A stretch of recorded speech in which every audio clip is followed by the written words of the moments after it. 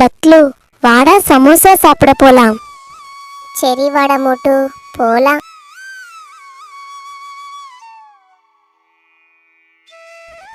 வாடா மோட்டு, சமோசா சாப்பிடு. இன்னைக்கு ஒரு ஆஃபர். 50 சமோசா சாப்பிட்டா 500 ரூபாய் இலவம். அடங்கப்பா, இன்னைக்கு 100 சமோசா சாப்பிட்டு 1000 ரூபாய் வாங்குறேன். சரிடா, டீ கடை மண்டையா, சமோசாவை எடுத்துக்கின்னு வாடா. சரிடா, நான் 100 சமோசா சாப்பிட்டேன், 1000 ரூபாய் தாடா. சரி, இந்தாடா மோட்டு காசு. பத்லு, இங்க பாத்தியா காசு?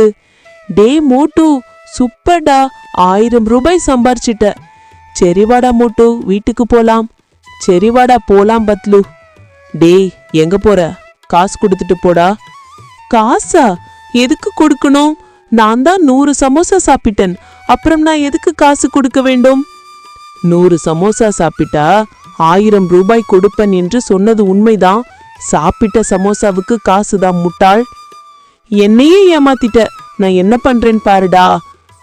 ஹலோ, வணக்கம் சார். நான் குர்கூரி நகர்ல இருந்து பேசுறேன். இங்க ஒருத்தன் டீ கடை வச்சிருக்கான். அவன் தண்ணியில் தான் டீ போடுகிறான்.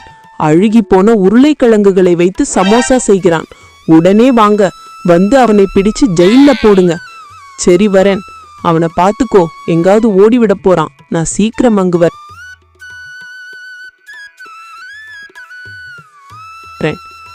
ஏம்பா, நீந்தான் இங்க டீ போடுறதா?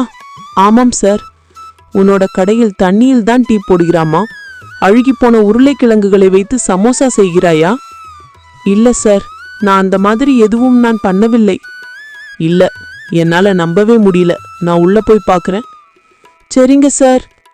உண்மையிலே உன் கடையில் அழுகி போன உருளைக்கிழங்குகள் தண்ணியில் தான் டீ போடுகிறாய்? உடனே இவனை கைது பண்ணுங்க. டேய் டீ கடை மண்டையா, எனக்கே விபூதி அடித்து உன் கடையில் அழுகி போன உருளைக்கிழங்குகள், தண்ணியில் டீ எல்லாமே நான் தான் செஞ்சேன். இனிமேல் நீ எப்படி டீ போடுவ? நான் வெளி வந்து உன்னை கவனிக்கிறேன்டா. வரட்டாடா டீ கடை மண்டையா. ஏ மோட்டு, அவன் வெளியே வந்து நம்மளை ஏதாவது பண்ண போறான்டா. அதெல்லாம் அடுத்த பார்ட்ஸ்ல பாத்துக்கலாம்.